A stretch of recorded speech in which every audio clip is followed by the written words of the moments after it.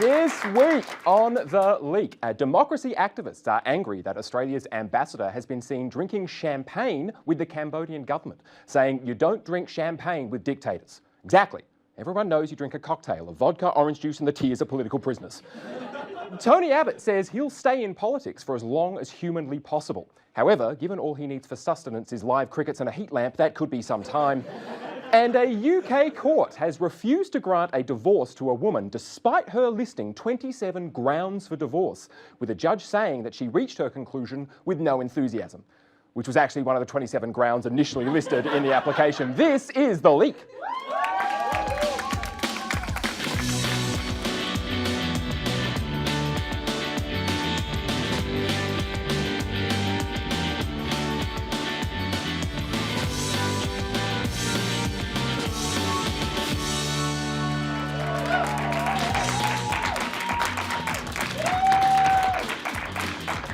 Thank you. Welcome to The Leak. I am Pat McCaffrie, and for a change, this episode, we are live. Although, to be honest, I barely am. I don't know if you can tell, I'm quite sick. If there's a doctor here, we'll speak afterwards. The big news, though, this week is the 5 federal by-elections with all 5 seats staying exactly as they were before, making the whole exercise feel even more pointless than politics usually does.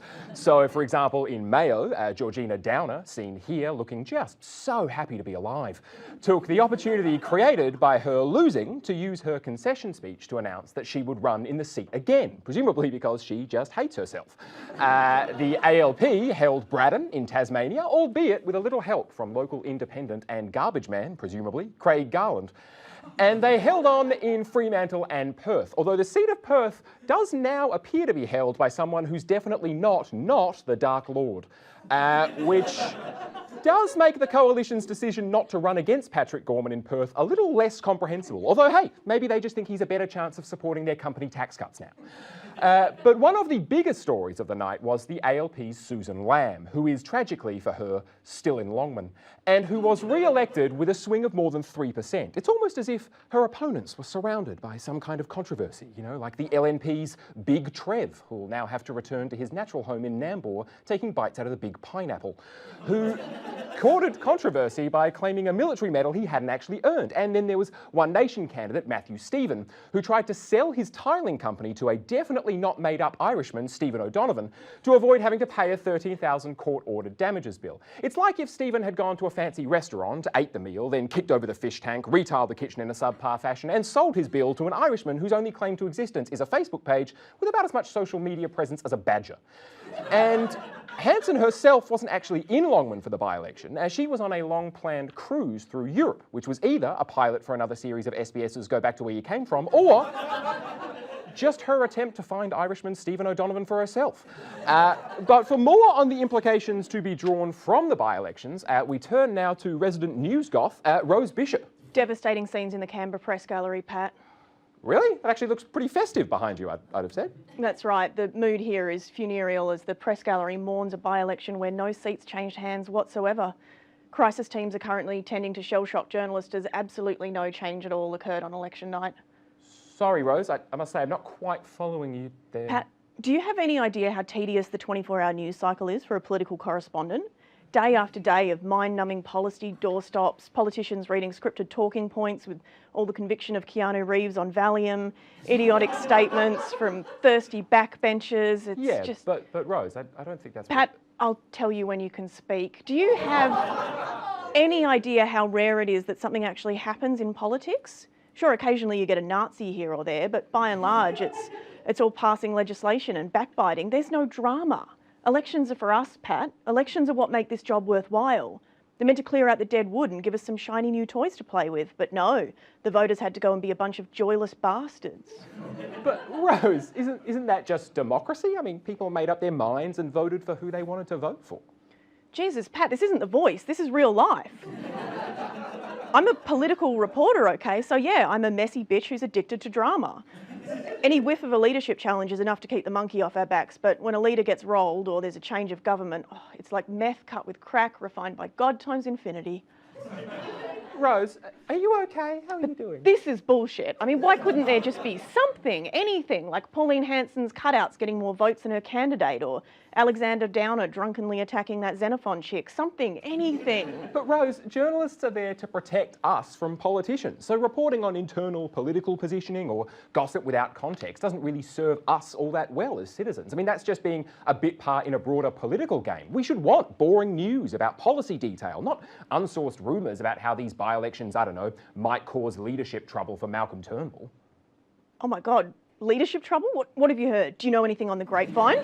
What are your sources? Tell me, Pat. Don't hold out on me, Pat. You've got to tell me. No, Rose, I don't have anything. That's not what a journalist should do, and you should get some help. Anyway, we'll be right back.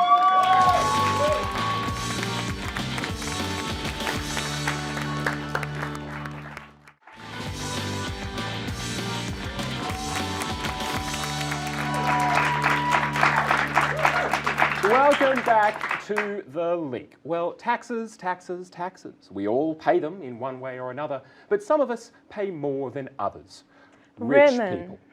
Aurelia Sinclair, everybody. Aurelia Sinclair, Thanks, Pat. did you say women? Because I was about to actually launch into something, you know, about the unfair tax burden placed on wealthy Australians, leading to some rousing endorsement of the Liberal Party's new tax reforms.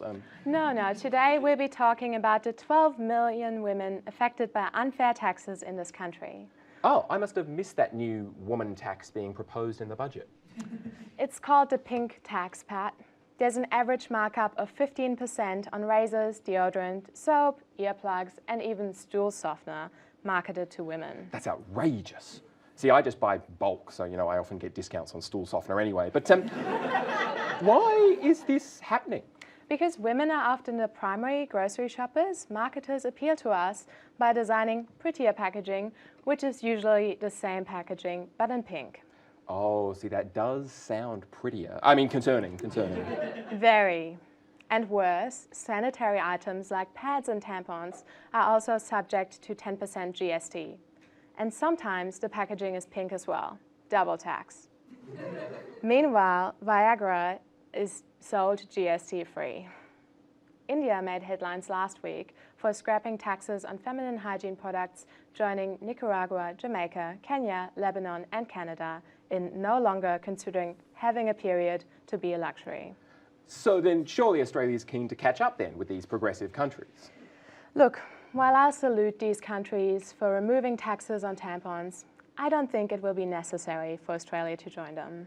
Sorry, are you saying that Australia shouldn't scrap the tampon tax? Correct. Australians have been campaigning for a change to these taxes for years, and nothing has come of it. That's why I changed my approach. Why make things easier for women when you could simply make things harder for men? I suggest a new tax for men. It's a win-win situation. We'll finally pay the same price for earplugs, and there's money in it for those big brands and the government too. So, Aurelia, am I getting this right? Are you suggesting a man tax? Think bigger, Pat. Much bigger. Introducing the big dick energy tax. Hey man, women have been paying more for pink and frilly packaging for years. It's time for a big dick energy tax. Man up and pay your bloody share on deodorant, earplugs, and stool softener. Anything that says chunky, tax. Anything that says extreme, tax. Man size, tax. Energy drinks, tax. And you don't want to eat girl cereal. You want some bloody diamond plate metal designs on your breakfast. And you want some tax. Do you want to pay more for some mad shit? Cough up a Vin Diesel. Tax. Barbecue store. Tax. Manchester United merchandise. Tax. Any fucking plastic shit with Deadpool on it. Tax. Tax. Tax. The big dick energy tax. Whip it out and pay up. Thank you, Aurelia, although I'm not sure if that cleared anything up for me. I mean, how does this proposed tax take into account the fact that, you know, I actually can't grow a moustache and prefer women's razors for their ergonomic handles? Yes, it is true that #NotAllMen have big dick energy, but let me ask you this. How many men do you think would reach for the non-big dick energy items in the supermarket aisle? Well, I mean, who's to say? I mean, I certainly would, obviously. Big dick energy tax using toxic masculinity against itself. That actually might work. Aurelia Sinclair, everybody.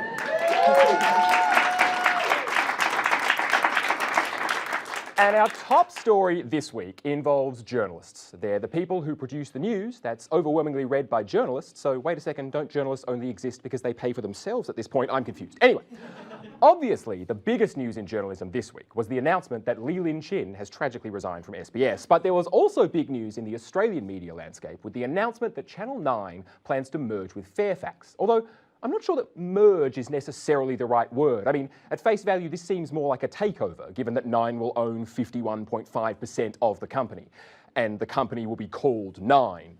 And the announcement was accompanied with a John Burgess catchphrase clue. Now, whether or not this takeover works is, did you get it? Whether or not this takeover works is completely unknown at the moment, because there are big cultural differences between those organisations that make me think this collaboration could work out about as well as Paula Abdul and MC Scatcat. And while there are broader implications, there were immediate concerns about the impact that this deal would have on journalism, which is that thing that movies tell us is important. And look, I could spend time here explaining the parlous position that journalism finds itself in generally, but I think that would be redundant. Suffice it to say, think of Google and Facebook as Gollum, and traditional media as that fish that he's just smashed against a rock and is now eating. Which brings us to Fairfax CEO Greg Hywood. Greg Hywood. That's not right. I said Greg Hywood. No, Greg Hywood. Thank you. Who has presided over a series of cuts which have cost hundreds of journalists their jobs and spawned books with titles like Killing Fairfax and The Rise and Fall of Fairfax and Fairfax If I Did It and I skull-fucked Fairfax into oblivion and all I got was this lousy t-shirt. And Hywood had the job of breaking the news of the proposed deal to Fairfax employees, which isn't an easy job. It's a moment that demands empathy and compassion, and I'm sure Hywood workshopped a number of ways to best explain the news to his nervous staff, who understandably automatically associate Hywood's mere presence with misery and despair, sort of like Alan Rickman in Love Actually, or Alan Rickman in Truly Madly Deeply, or in Harry Potter, or as the voice of Marvin in Hitchhiker's... Really, any time Alan Rickman was on screen.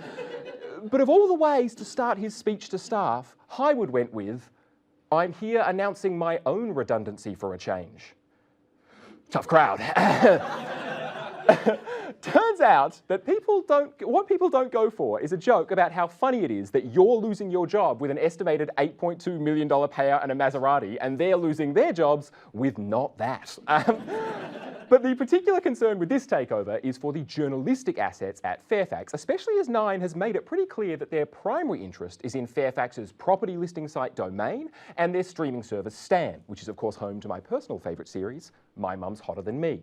But this brings us to the key questions. It's a real show. This brings us to the key questions raised by this whole situation, media diversity, as seen here in Channel 10's Pilot Week.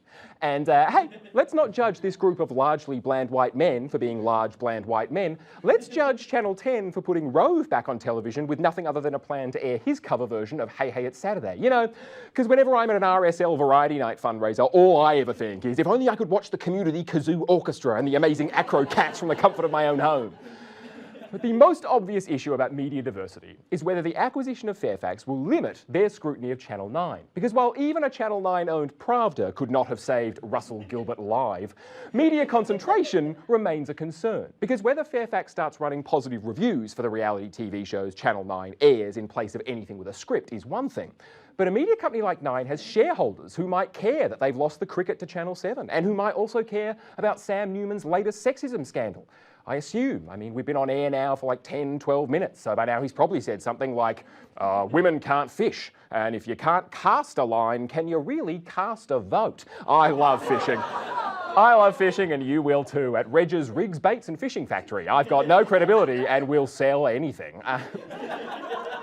But joking aside, at a serious level, in the midst of the Me Too movement, people in the entertainment industry have never been under more pressure to be accountable for their actions. And in that environment, a major media company, Fairfax, which broke the allegations against former Nine personality Don Burke, has just been bought by the company that employed Don Burke. And while reporting on Nine is one concern, Nine's seeming indifference to Fairfax's serious investigative journalism raises the possibility that Fairfax newspapers will not continue to exist, at least in the same way they do now. And that goes to media diversity and concentration, because numerous studies have found Australia has one of the most concentrated media markets in the world. And the only reason this takeover was possible is because the Turnbull government removed legislative restrictions like the 2 out of 3 rule, which prevented newspapers and TV stations merging, because, as a wise man once said, there ain't no way I'm ever gonna love you. Now don't be sad, because 2 out of 3 ain't bad. And when Meatloaf makes a little more sense than your elected leader, you know you have a problem. Because I don't know whether journalism will survive in this country, although I suspect it will in some form or another. And sure, maybe that means fewer newspapers and more online sources. And yes, that would mean every serious article got accompanied by a quiz on which Minogue sister I am and updates on which flavour of Dorito matches my star sign. Heads up, I'm a Danny Capricorn chip. But when a serious journalism company gets swallowed by an entertainment company, we should all be worried, because news and entertainment don't often mix that well. I mean, unless, of course, you're Li Lin Chen. God, I miss her already. We'll be right back.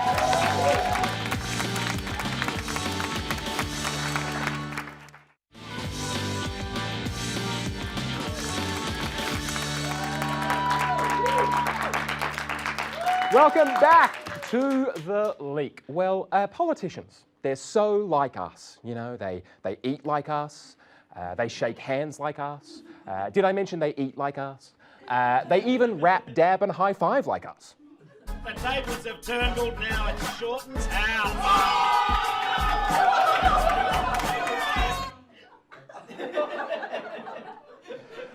Sick rhymes, bro.